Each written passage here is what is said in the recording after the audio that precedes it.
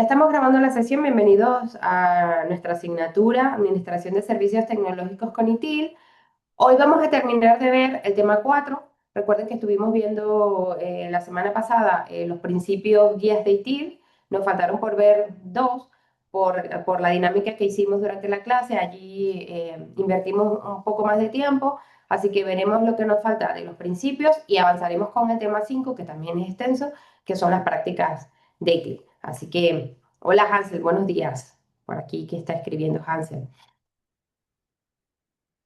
Vamos a buscar la presentación.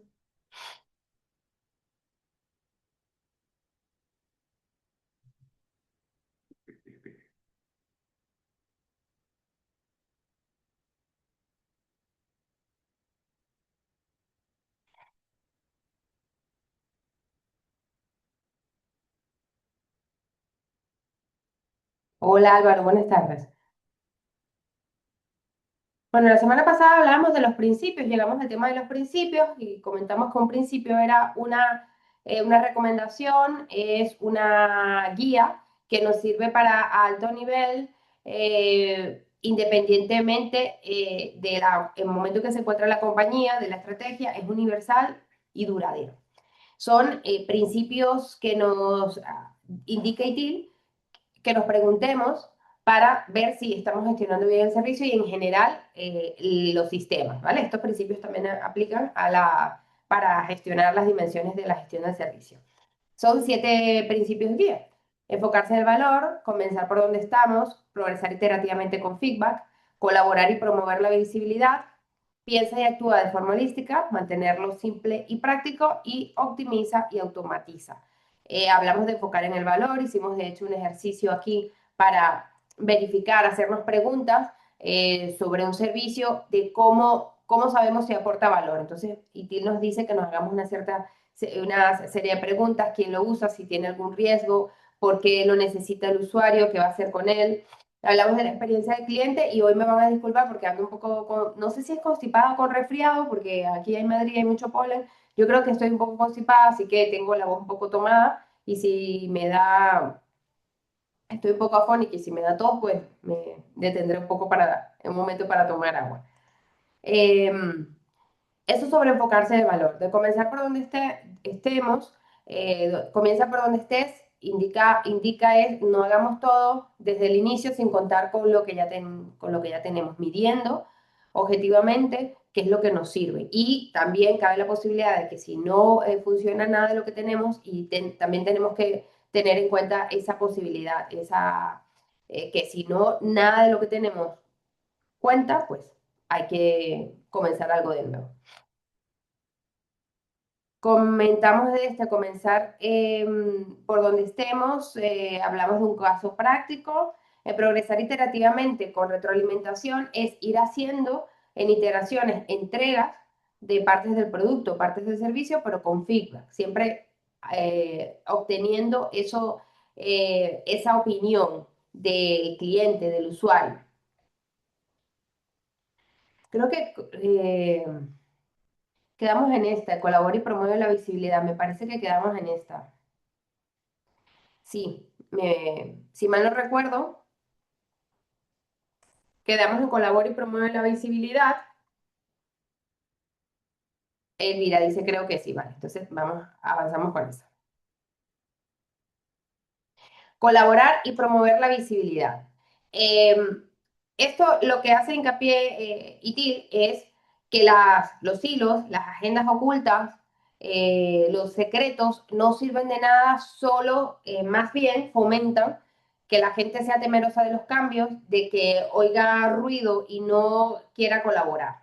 No quiera colaborar o que no quiera, que no se preste para tener algo en total honestidad. Así que colaborar y promover la visibilidad también lo que indica es romper barreras entre silos, que siguen habiendo silos en las empresas, que son una de las cosas que más cuesta eh, romper, porque las empresas pueden tener silos por conocimiento, por miedo al cambio, hay diferentes razones por las que pueden existir un silo. Entonces, colaborar y promover la visibilidad quiere eliminar los hilos o sea, lo más posible. ¿Con quién vamos a colaborar? Con el cliente, con los desarrolladores, con los proveedores, con todas las personas que están involucradas haciendo el servicio o los productos. Hay una mayor urgencia cuando hay una mayor visibilidad. Si algo está oculto, definitivamente no va a ser visible para nadie. Si algo está oculto, no vamos a detectar un cuello de botella. Si algo está oculto, no vamos a poder detectar una sobredimensión en la capacidad. Por ejemplo, si aplicado una mesa de servicio, si algo está oculto, no vamos a saber, a lo mejor si hay más personal dedicado a un tipo de incidentes que de otro, cuando algo, las cosas no se comunican o no hay métricas, o no hay métricas para medirlo. Hay diferentes formas porque las cosas no pueden ser detectadas. Eso de colabora y promueve visibilidad. Sobre piensa y actúa holísticamente, los sistemas son complejos y tienen sinergia unos con otros. Y piensa y actúa holísticamente viene a decirnos como principio guía que los sistemas no están aislados, que hay colaboración entre ellos. Y así, cuando decimos piensa y actúa holísticamente, es que pensemos que estos sistemas complejos deben tener colaboración. Estos principios también tienen una colaboración entre sí, ¿no? Piensa y actúa holísticamente también nos recomienda que hace ver sobre la automatización, que respaldemos la visibilidad de un entorno a otro con automatización. Se me ocurre que un ejemplo puede ser cuando hacemos en una empresa, utilizamos herramientas como Jira, Trello, herramientas digitales donde cualquier involucrado puede entrar y ver qué es lo que está pasando y sobre todo, a ver, también nos va a servir este tipo de herramientas si mantenemos actualizadas las cosas, porque si nosotros creamos un ticket y no lo actualizamos o no lo cambiamos de estado o si está bloqueado porque cuáles son las razones, va a servir de poco. Así que tenemos que utilizar las herramientas, pero hacerlo de la manera correcta. Mantenerlo simple y práctico es hacer el mínimo número de pasos para lograr algo. Cuando algo es sencillo, es más fácil de adoptar por las demás personas. Cuando algo funciona, deberíamos replicarlo a otras unidades, a otras partes de la organización, porque ya se ha comprobado que aporta valor. En este principio guía pueden aparecer objetivos en conflicto. Por ejemplo, al diseñar, administrar u operar prácticas pueden aparecer objetivos en conflicto, por ejemplo, recolección de datos. Este ejemplo lo he colocado aquí porque vamos a suponer que estamos en una unidad técnica y negocio nos indica que tenemos que recolectar un montón de datos, pero no explica el por qué. Y la parte técnica se da cuenta de que recolectar algunos de ellos es complicado. Así que se crea un interés de conflicto porque la parte técnica no entiende por qué debe recolectar ese tipo de datos y porque el negocio a lo mejor no ha explicado por qué los necesita o a lo mejor tampoco saben que alguno de ellos cuesta hacerlo, simplemente lo quieren y ya. Esto puede generar un objetivo en conflicto. Y la manera de mantener también las cosas simples y prácticas es mediante la conversación de por qué los sistemas funcionan de una manera o de las necesidades de los interesados. Mantenerlo simple y práctico. ¿Cómo aplicamos el principio? Asegurar el valor de lo que de lo que queremos aplicar o lo que queremos mantener simple. La simplicidad es la máxima sofisticación porque es hacer el menor número de pasos para lograr algo. Hacerlo menos cosas, pero hacerlas mejor. Y lo dicho, cuando algo funciona, lo podemos llevar a otras partes de la organización. Optimiza y automatiza. Bueno, pues aquí podemos pensar que evidentemente vamos a automatizar las tareas repetitivas. Y es cierto, no, lo que tenemos que es identificar esas tareas eh, que sean candidatas a ser automatizadas. Pero antes de automatizar, LinkedIn también nos indica, no vamos a automatizar o aplicar tecnología por hacerlo. Tenemos que automatizar cosas que aporten valor, cosas repetitivas, ver dónde la persona no aporta tanto valor y se pueda automatizar ciertas cosas, ¿no? Y esto es muy importante, ejecutar las mejoras de forma iterativa. Así que aquí, cuando estamos automatizando, también pensamos en ese consejo guía de ITIL de progresa iterativamente con Figma. Cuando hablamos de forma iterativa, nos viene a la cabeza progresa iterativamente con Figma. Y monitorizar continuamente el impacto de la optimización y de la automatización. ¿Cómo aplicamos el principio? Pues simplifica y optimiza antes de automatizar. Y en esto, ITIL como siempre nos indica, vamos a ser analíticos, vamos a pensar en ciertas cosas antes de invertir una capacidad, invertir un presupuesto sin de verdad saber lo que vamos a hacer con esa automatización. Medir métricas para saber cómo estamos y hacia dónde vamos y si luego hemos logrado con esa automatización. Ten en mente otros de los principios rectores cuando apliques este, lo he dicho ahora, que lo comenté aquí.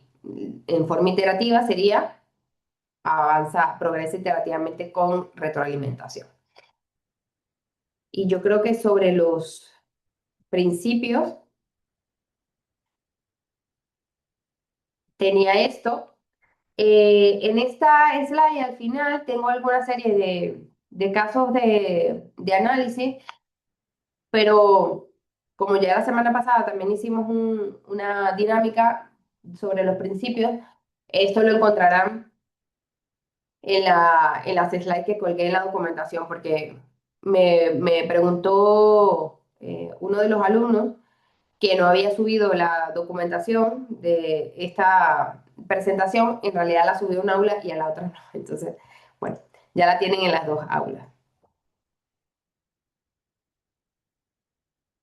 Vale, esto es lo que nos faltaba por ver. Ven que todos estos principios sí trabajan juntos y a los casos que hemos analizado, pues podemos agregar otro tipo de análisis tomando en cuenta los otros principios guía.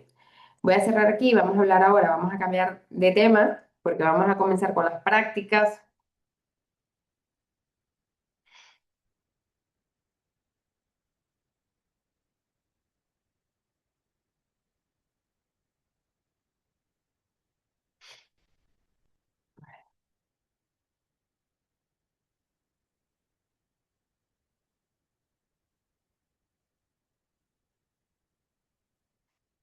Prácticas de gestión de ITIL. Este tema es denso porque son bastantes prácticas, o sea que aquí no nos vamos a, por más dinámica que trata de hacer la clase y que vamos a hacer también las prácticas 5 y 6 de ITIL, la vamos a poner, vamos a hacer una puesta de una actividad en el mural, pero bueno, hay parte que tenemos que explicar un poco para ver de manera general de qué van, de qué tratan las prácticas y luego vamos a la parte, o sea, veremos la parte teórica para ir a a la parte práctica, pero es que es bastante, es denso porque es mucha información. ¿Qué es una práctica de ITIL? Estas prácticas de ITIL son un conjunto de capacidades organizacionales que buscan conseguir un objetivo. Existen diferentes prácticas de ITIL, de hecho son 34 prácticas, son 14 de prácticas de gestión general, 17 de gestión de servicio y 3 prácticas de gestión técnica. Estas prácticas se crearon en ITIL por diferentes informaciones que vienen eh,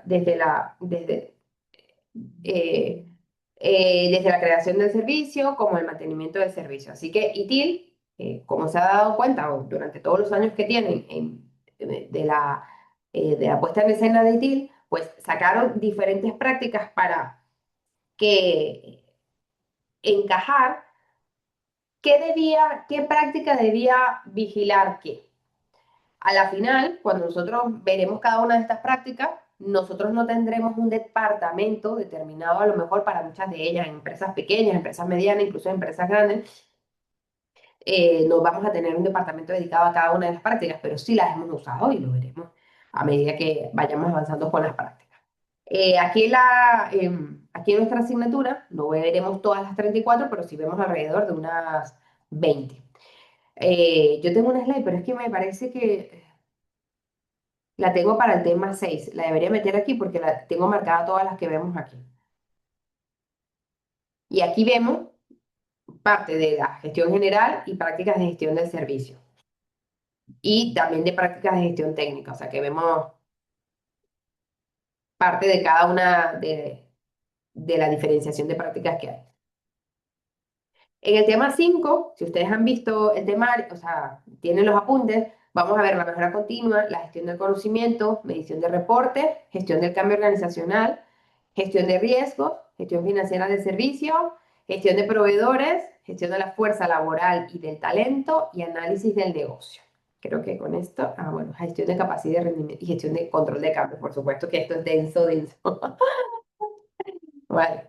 Para la actividad, aunque aquí hay 2, 4, 6, 8, 10, 11, aquí hay 11, para el tema 6, o son otras 11 más, me parece, nosotros para la actividad evaluaremos 12 prácticas. No van a ir todas para la actividad porque son bastantes.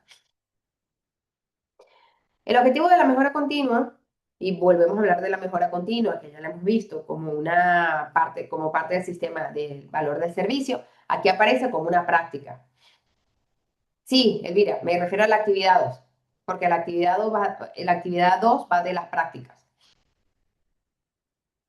que de hecho creo que la vamos a presentar, bueno, tenemos un laboratorio que creo que lo tenemos la semana que viene, lo tengo que verificar para que no se me escape.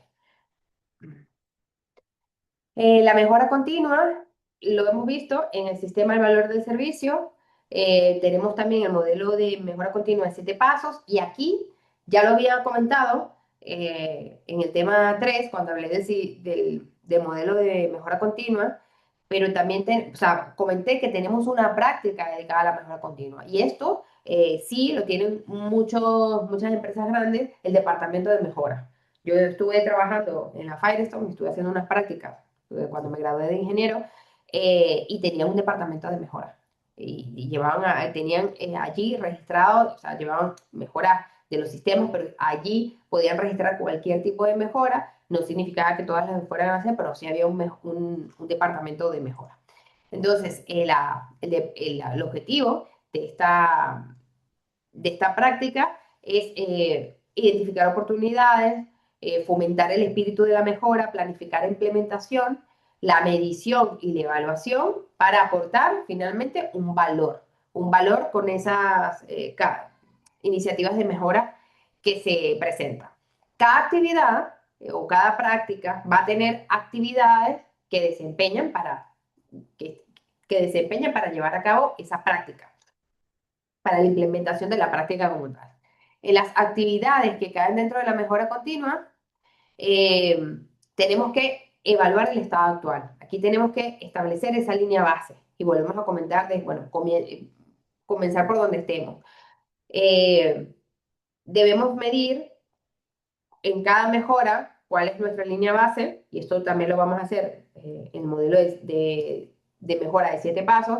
Vamos a evaluar el estado actual. Esa evaluación del estado actual depende de la organización y depende de la unidad y depende de lo que encaje en esa organización, porque evaluar el estado actual pueden haber diferentes técnicas, pero no todas tienen que ser ni aplicadas y no todas van a ser las indicadas para todas las empresas. Entonces, ¿cuál vamos a aplicar? Pues la que mejor eh, cuadre con nuestro sistema. Y ahora esta pregunta que les hago, ¿de quién es la responsabilidad de la mejora continua?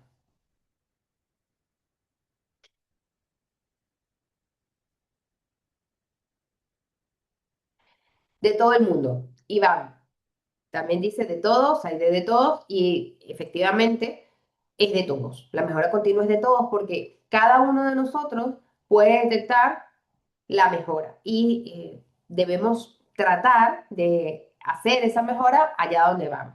Y si no, registrarla, identificarla y registrarla, ¿vale? Así que la mejora es de todos y bueno, complementando como dice Jaime, a todos los niveles, pero la responsabilidad es de todos.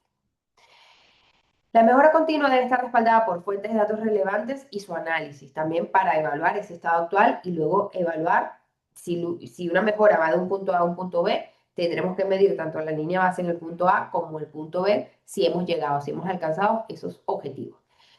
Y te lo indica que tengamos un registro de mejoras continuas, un CIR, que sería un Continual Improvement Register, que en español sería registro de mejora continua, y no nos dice cómo debe ser.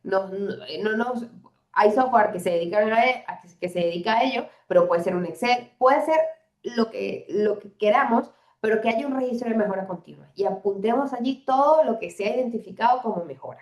Y a partir de allí, es como cuando hacemos un Kanban o un Scrum, o aplicamos agilidad. Vamos a tener un backlog de cosas, de qué hacer, y no todas las vamos a llevar a cabo o con la misma relevancia, pero está registrado allí. Entonces vamos a tener ese backlog, por hacer la comparación con una metodología ágil, vamos a tener ese registro de mejoras continuas para tenerlas identificadas y luego priorizarlas en función del valor que quiera, como negocio lo quiera atacar, como la organización las quiera resolver. La mejora continua se apoya en prácticas de gestión de proyectos y gestión del problema. ¿Por qué? ¿Por qué creen ustedes que se apoya en gestión de proyectos y gestión de problemas?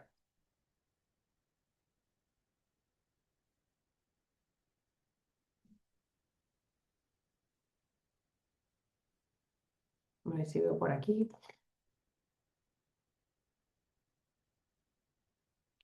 Porque es donde se pueden obtener métricas de gestión del problema, se van a sacar posibles cambios o posibles mejoras de los problemas detectados, de los incidentes y problemas detectados. Aunque bueno, no los voy a confundir porque gestión de problemas no es gestión de incidentes, pero están relacionadas. Así que mejora continua. Pueden nacer iniciativas desde la práctica de gestión de problemas y se llevan a cabo a través de un proyecto. Así que gestión de proyecto es el que llevará esas mejoras adelante. Por eso están relacionadas. A ver, por aquí. Dice Saide, porque a partir de identificar algo repetitivo y con los indicadores en la práctica por proyecto siempre debemos buscar la mejora como lección aprendida. O bueno, y la práctica de proyectos, de gestión de proyectos, pondrá en marcha esa iniciativa de mejora. Por eso se apoyan estas prácticas. Gestión del conocimiento. La práctica de gestión del conocimiento tiene como objetivo identificar las habilidades, mantener la información ordenada, habilitada para soluciones y detectar también problemas. Entonces, la gestión del conocimiento va a almacenar toda esa información que tengamos disponible para dar soporte a la solución de problemas. Y aquí les hago una pregunta. ¿Cuál es uno de los activos más valiosos que tiene una organización? Por no decir el activo más valioso, pero ¿cuál sería el activo más valioso que tiene una organización? Dice Elvira, información. Marta, las personas. Elvira, personas. Saide, información. Es que justo he dicho, fíjense que he matizado uno de los activos más importantes, para no decir el activo más importante, porque el activo más importante deberían ser las las personas. Pero en realidad, uno de los activos, sí, más importantes son las personas, pero otro de los activos más importantes es la información. Son los datos que se transforman en información. Así que, en este caso, uno de los activos más importantes sería la información. Vale. Con la gestión del conocimiento, las actividades que se van a llevar a cabo, eh, con especial beneficio, o sea, las actividades de la cadena de valor con especial beneficio de esta práctica es entrega y soporte y mejora continua. Y aquí hago justamente mientras lo decía, me acordaba del activo más importante porque en algunos casos he escuchado que es la información, es el dato y en otras son las personas. Yo por eso digo, uno de los activos más importantes de una organización es la información y otro activo muy importante también son las personas. La gestión del conocimiento también se apoya en el modelo DIC, que transforma los datos en información, la información en conocimiento y finalmente ese conocimiento en sabiduría. Hay organizaciones que utilizan un sistema de gestión del conocimiento, un SKMS, que es un software que sirve para centralizar toda esa información, datos, conocimiento. Esto tomen lo que es un software que utilizan las empresas para realizar la práctica de gestión del conocimiento. También en el servicio del conocimiento, perdón, en este SKMS pueden manejar el sistema del modelo TIC. Vale, entonces ya hemos visto mejora continua, gestión del conocimiento, ahora avanzamos con medición e informes. O sea, yo lo que quiero aquí de las prácticas es que veamos a nivel general el objetivo y luego cuando vayamos a la práctica ya identifiquemos sobre algunos casos que práctica pudiéramos aplicar allí. Medición de informes. Tiene el objetivo de apoyar la toma de buenas decisiones y la mejora continua y disminuir la incertidumbre en una organización basado en datos, o sea, basado en información. Porque ¿cómo voy a tomar yo una decisión a través de la información, de los datos que he analizado? Para apoyar esos objetivos o para apoyar la toma de buenas decisiones, tendré que saber o comprender los objetivos organizacionales. Los objetivos establecidos van a basarse en los indicadores de clave de rendimiento, los KPI, y los factores críticos de éxito, ¿vale? Así es que la toma de decisiones, todo esto va relacionado. Voy a tomar una decisión en función de las medidas y comprendiendo en qué dirección, cuál es la estrategia de la organización. Cuando hablamos de informes, ¿creen ustedes que podemos, para tomar, o sea, nosotros vamos a medir y vamos a tomar una decisión en base a informes, en base a un dashboard, en base a la visualización de datos? ¿Creen ustedes que el dashboard puede ser, tengo un resultado y lo muestro? El informe tiene que ser, te escribo este resultado, te escribo esta salida de datos y te lo muestro. ¿Cómo deben ser esos informes? Fíjense que cuando digo medición, o sea, cuando ITIL dice medición informes, ya vemos que en el título se le da cierta relevancia tanto a la medición como al informe. O sea, ITIL aquí nunca va a colocar nada en el título que no trate correctamente.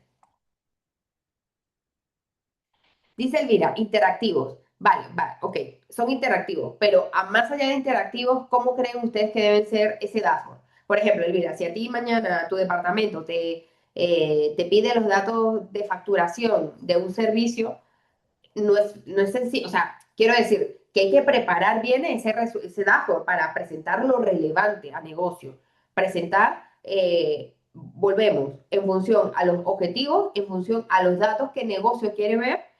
Ese informe tiene que ser claro, ese informe tiene que responder a preguntas, tiene que buscar, presentar cuellos de botella, en el caso que exista, presentar dependencia, o sea, la información que tenemos que presentar tiene que ser valiosa. Como dice Elvira, acorde a los objetivos estratégicos. Dice Saide, el informe debe ser cualitativo y cuantitativo para tomar decisiones. El tablero nos muestra normalmente lo general. Bueno, sí, ahí estoy con Saide, pero también pueden haber dashboards más específicos en función de lo que quiera negocio.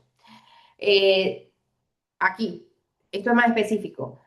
El cuadro de mandos debe responder a qué tan lejos estamos de nuestros objetivos, qué obstáculos nos impiden lograr si tenemos dependencia, eh, y debe ser claro. Y los informes deben estar escritos de una manera entendible. Deben ser concretos, claros y responder también a estas preguntas.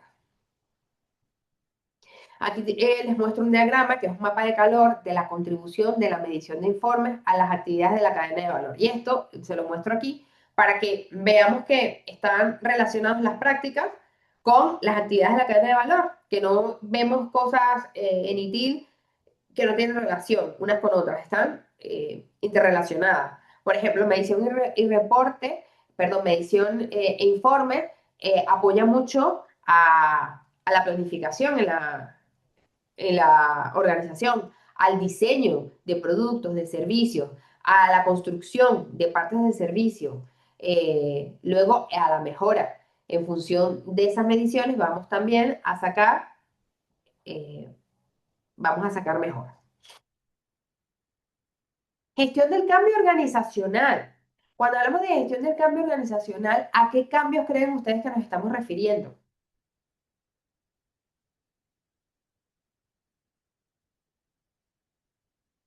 ¿A qué tipo de cambios en las empresas, en la empresa? Cambios en productos, cambios en servicios, cambios de personas, cambios de estrategia.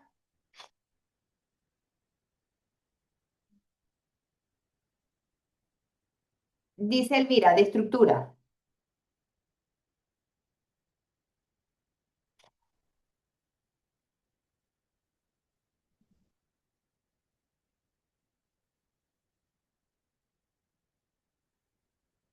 O sea, que se me olvide.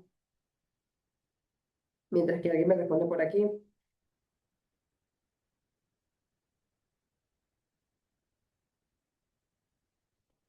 Bueno, nadie más me escribió por aquí.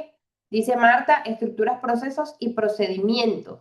Bueno, la gestión del cambio organizacional está relacionado con llevar a cabo el mayor número de cambios en la empresa que sean exitosos, pero esos cambios son llevados a cabo por persona. Para tener en cuenta, a ver, vale, para tener en cuenta que esos cambios se hagan de manera exitosa, tenemos que abordar ciertas cosas. Hay un momento, por favor, que tengo como ganas de estornudar y estoy hablando. Vale, creo que se me...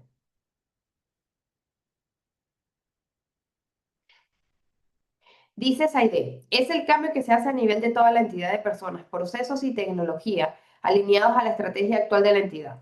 Aquí hay dos cosas importantes. Eh, Son cambios hechos por personas, pero evidentemente sí está relacionado con la estrategia de la compañía. Y ahora vamos a colocar unos ejemplos a continuación, pero vamos a entender para que sepamos a qué tipo de cambios pertenece esta práctica. Lidera cambios hechos por personas en la organización. Para hacer cambios hechos por personas, debemos tratar la resistencia al cambio, abordar impactos adversos, vamos a proporcionar capacitación en el caso que las personas necesiten, hay que tener en cuenta diferencias culturales y esos cambios para que tengan, o sea, para que los cambios, por ejemplo, de una estrategia de una empresa tengan éxito, son esenciales las personas, pero las personas se tienen que tratar, ¿vale?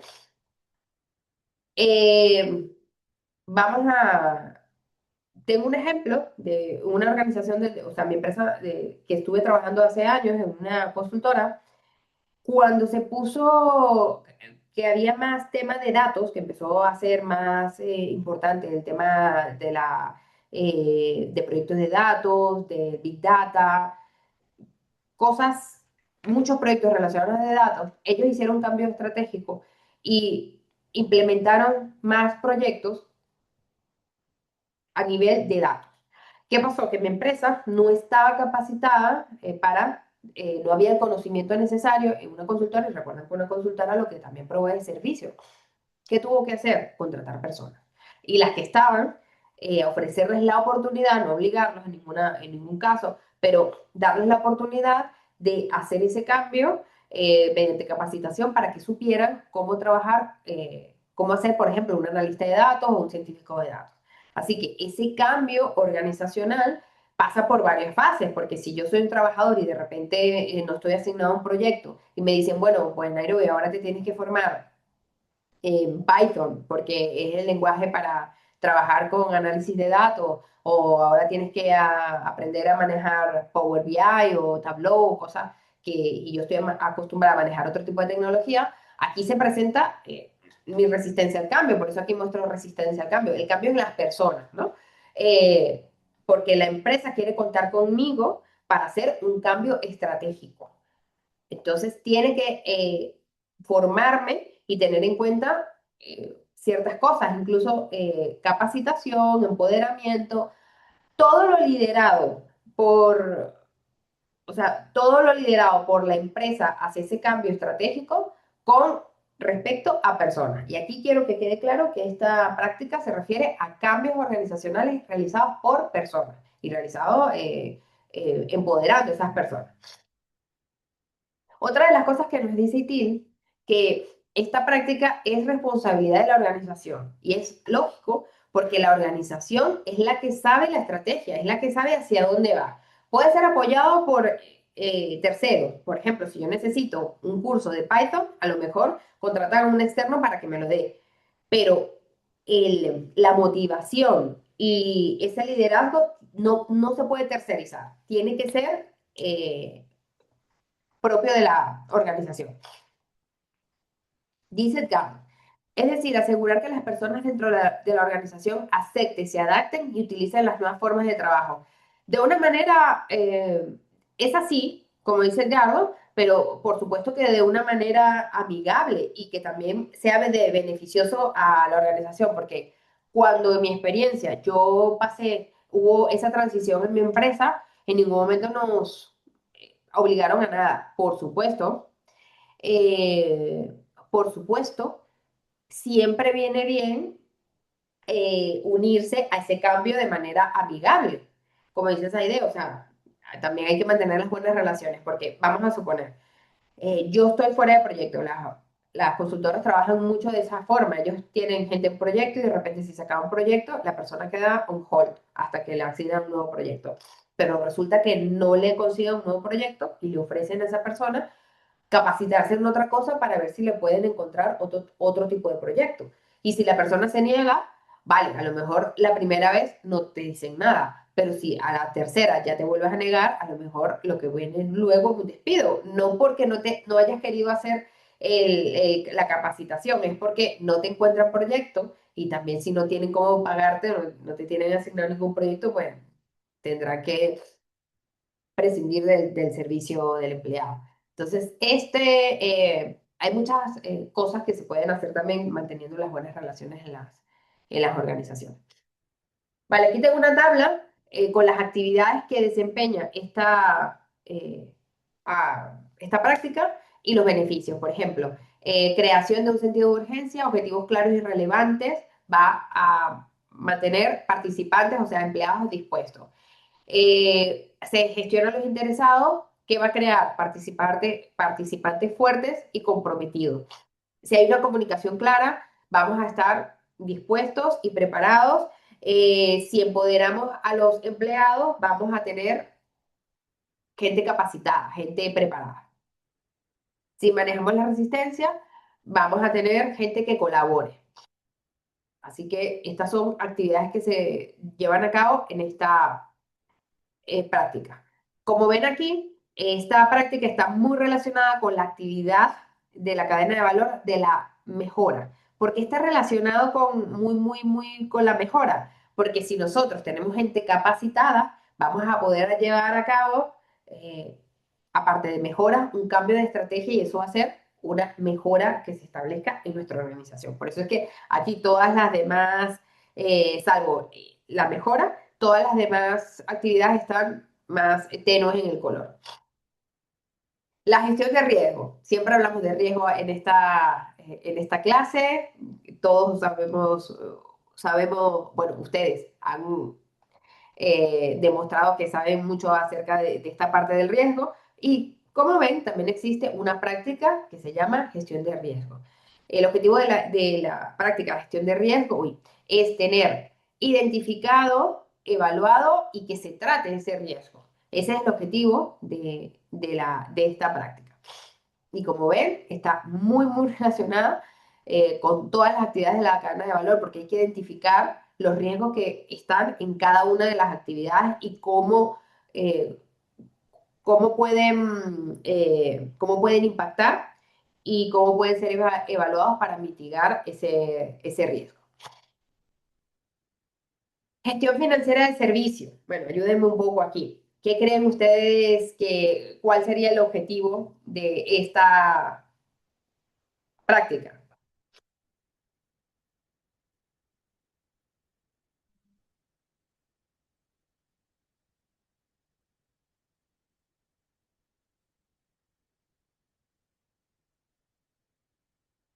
Elvira, el control financiero.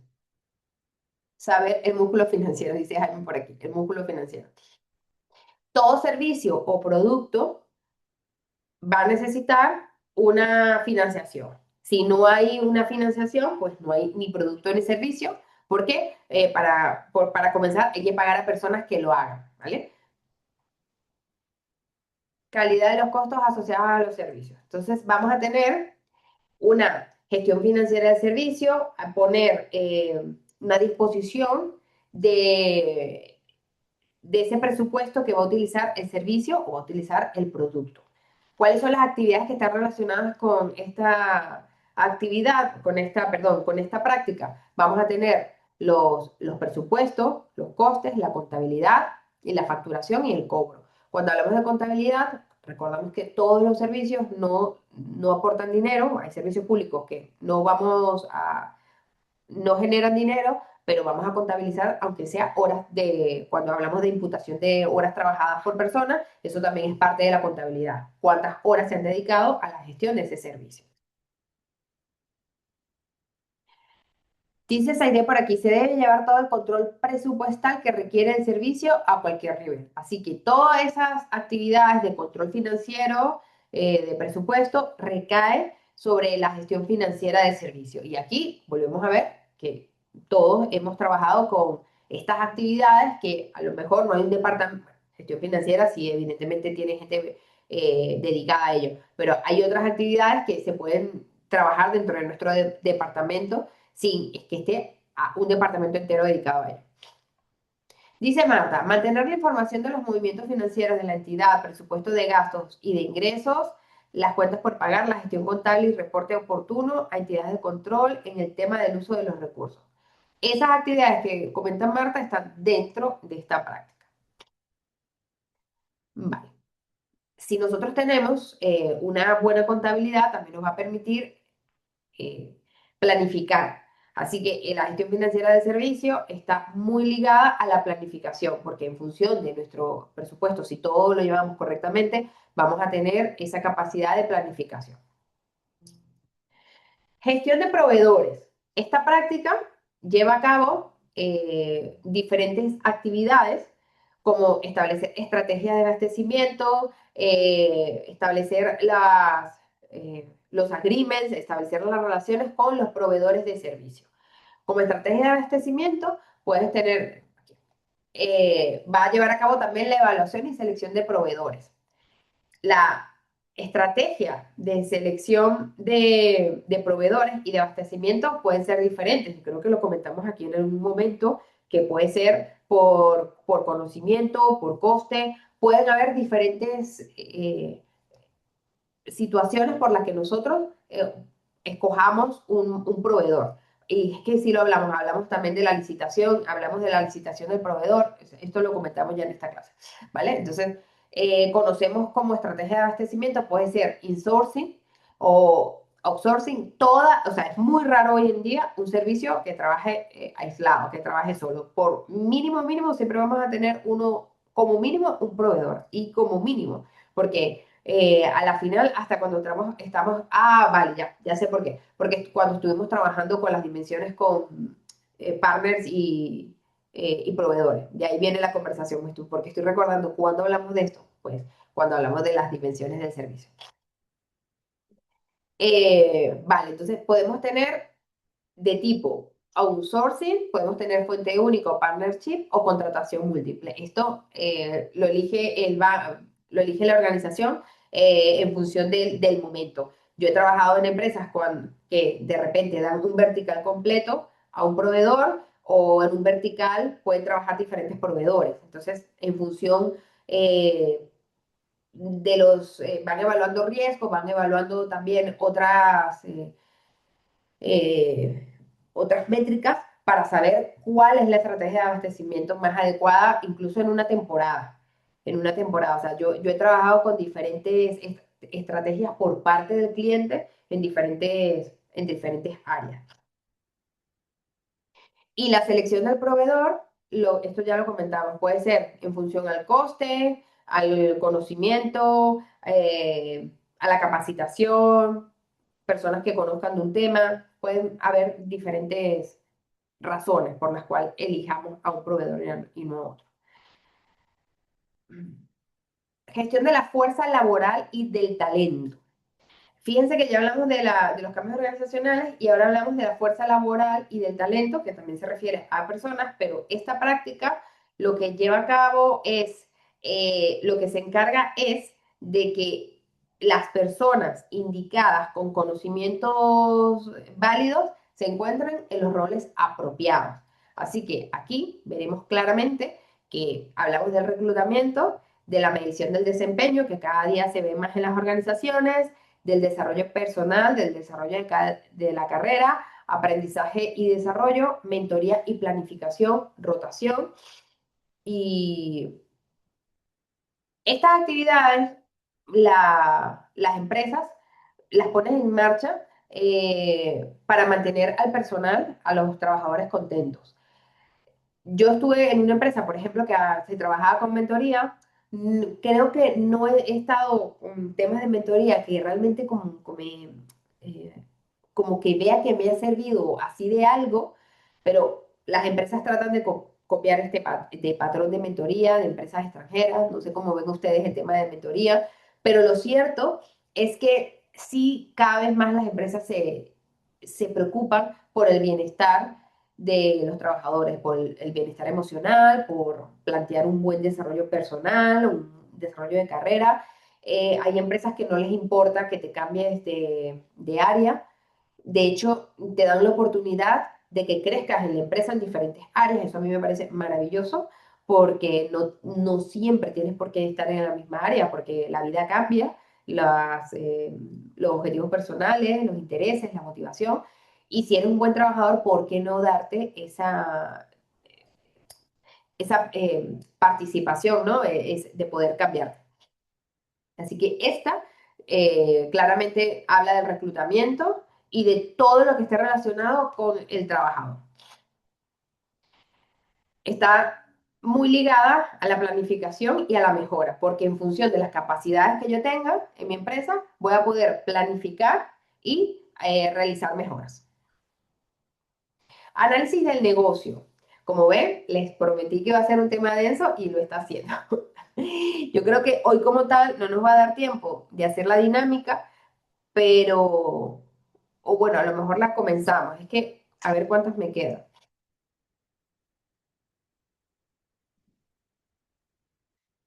A ver. Bueno, yo creo que hoy podemos, como nos quedan 10 minutos, podemos analizar estas prácticas y la semana que viene ya comenzamos con la dinámica, porque ya la tengo en el mural, supongo que el que pueda entrar al mural lo va a ver, pero como no hemos terminado de ver las prácticas, no quiero avanzar con esa dinámica, ¿vale? Sin tener, aunque sea el scope de las prácticas, o sea, el scope teórico.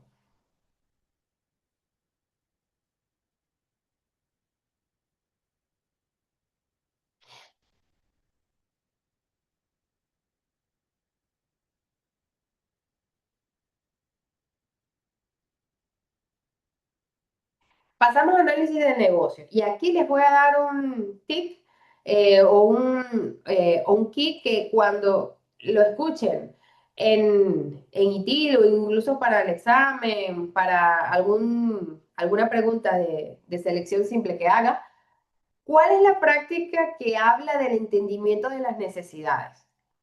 Y que nos acordemos de ello. ¿Cuál es la práctica que nos habla del entendimiento de las necesidades? Pues análisis del negocio.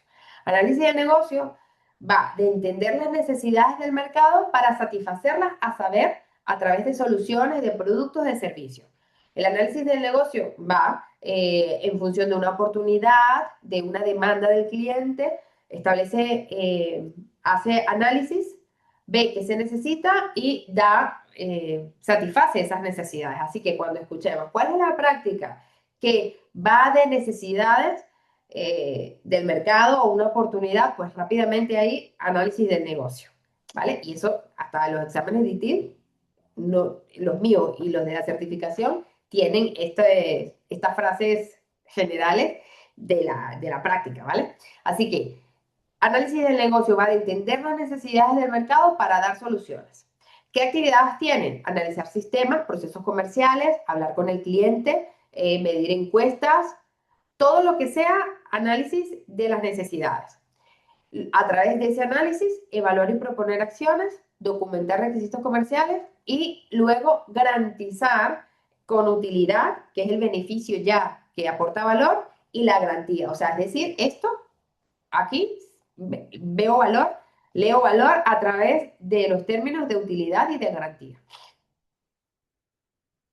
Análisis del negocio que me va a permitir planificar nuevas mejoras. A través de análisis de negocios puedo también dar inputs para los diseños y para obtener y construir. También, como vemos aquí, está muy relacionado con comprometer, porque cuando analizamos, estamos evaluando, estamos entendiendo esas necesidades, hay relaciones entre ambas partes. Comunicaciones, vamos a decir relaciones, vamos a decir comunicación. Y eso está relacionado, recuerden, con comprometer, con engage. Gestión de capacidad y de rendimiento. Esta práctica tiene como objetivo mantener o vigilar que el desempeño acordado y el esperado es el prometido en un SLA, que nuestro servicio cubre la demanda actual y que satisface esa demanda futura, ¿vale? ¿Y cuál es el rendimiento? Bueno, es la medida de un sistema, persona, equipo, práctica o servicio que logra y entrega. Gestión de capacidad y de rendimiento lo conocemos bastante bien porque una de las del tema de la garantía es la capacidad, la capacidad. Así que en esta práctica se vigila porque esa capacidad y rendimiento sea el desempeño de nuestro servicio cumple con lo prometido, cumple con SLA, que a la final a nosotros qué nos importa, o siempre lo nombramos aquí en clase, un SLA porque es lo práctico, es el compromiso que el proveedor del servicio ha adquirido con el cliente. Todo se rige por un SLA, vamos al contrato, veamos, bueno, ¿qué es lo que dice el SLA? Y me he dado cuenta que ustedes, o sea, como manejan el término, porque es el trabajo de ustedes de diario, siempre lo tenemos muy en cuenta, ¿no? El SLA, ¿qué dice el SLA? Pues la gestión de capacidad de rendimiento vigila porque se cumpla lo escrito y lo prometido en un SLA. ¿Qué actividades están relacionadas con esta práctica? Análisis del rendimiento y la capacidad de servicio, planificación del rendimiento y la capacidad de servicio y la mejora. La mejora en los equipos, en el servicio, en los productos para que aguante esa demanda de la capacidad y del rendimiento. Vale, llegamos a control de cambios. Yo creo que esta sí es la última del tema de hoy. Control de cambios. Si nosotros hablamos de los cambios organizacionales que se llevan a cabo por personas, este control de cambios, ¿cuáles creen ustedes entonces que será? ¿Con qué estarán relacionados este control de cambios, esta práctica de control de cambios?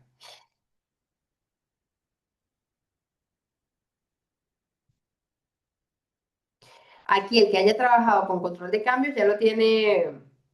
Bueno, de hecho, alguien había trabajado con control de cambios porque me pareció decir que cuando llegamos a la práctica lo vería. Con la gestión de proyectos, dice Elvira. Aquí sería con el control de cambios con los productos y perdón, con los productos y con los servicios. O sea, yo me imagino que Elvira lo que trata de decir es que los cambios que se hacen durante los proyectos, ¿en dónde? En los servicios y los productos, ¿no? En los sistemas de configuración, en los elementos de configuración.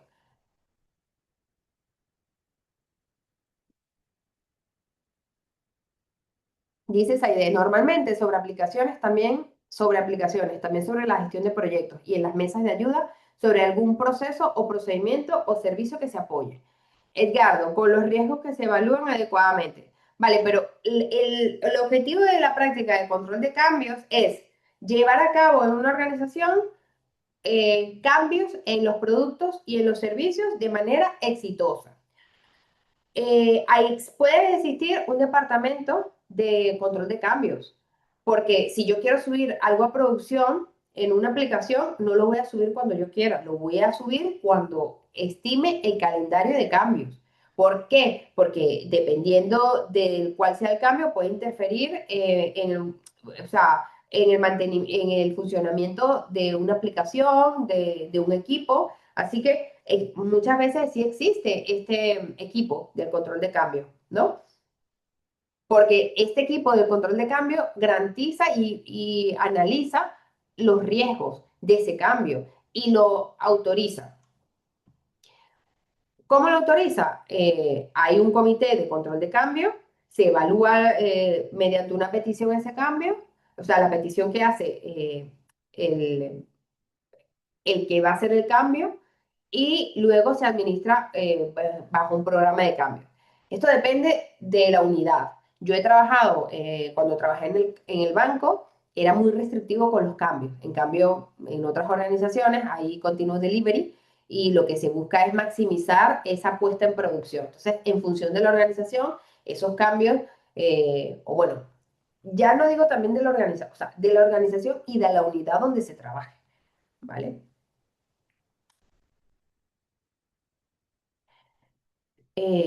Vale, lo que les decía, adición, o sea, el cambio es cualquier modificación en un servicio o en un producto. Existen tres tipos de cambios, el cambio estándar, el normal y el de emergencia. El estándar es el que no va a necesitar ni pasar por un calendario de cambios. Por ejemplo, ampliar la memoria de un equipo. Mm. El normal es el que pasa por por la fe, o sea, por el equipo por el equipo por el que se rige a través del calendario de cambios. Eso es un cambio normal. Por ejemplo, voy a añadir una nueva funcionalidad a una aplicación en una organización donde debo abrir una petición de subida a producción. Lleno una serie de requisitos, lleno, incluso hay una encuesta de riesgos que se hace para abrir ese ticket, ese cambio. Esa petición llega a un control, a un comité de cambios, me aprueban el cambio y me dicen, bueno, tu cambio pasa en la fecha del 1 de mayo y ya está programado el cambio. Y luego está el cambio de emergencia, que es el cambio que se tiene que hacer ya. Puede ser un parche de seguridad, algo que se ha roto en producción, tiene que ser un cambio urgente. Y en este, cuando es un cambio de emergencia, sí vamos a necesitar más apoyo, por ejemplo, de un director de departamento, alguien que autorice que ese cambio tiene que ser de emergencia, porque si yo soy un desarrollador y llego, o no soy jefe de área y llego a decir, oye, que lo tengo que poner directamente en producción ya, si hay un comité de cambios, no se puede saltar ese comité de cambios así tan tranquilamente. Vale, entonces esto era porque yo tenía aquí la, la resolución de la actividad uno, pero en realidad no, todavía no la hemos entregado, así que todavía no la tenemos que presentar. Vale, con esto hemos terminado el tema 5. El tema 6 va de más prácticas, pero la semana que viene sí hacemos la actividad para que no se haga tan denso como el día de hoy. Subo la slide luego que termine, porque, o sea, luego que termine la próxima clase, porque ahora mismo tengo otra clase en otro máster. Bueno, pues nada, nos vemos la semana que viene. Mucho ánimo, ya queda nada para la entrega de la primera actividad y espero que todo vaya bien. Cuídense mucho. Buena semana, un abrazo. Hasta luego. Adiós. Chao, chao. Ay, feliz puente, porque este viernes es 1 de mayo. Cuídense mucho y que descansen. Chao, chao.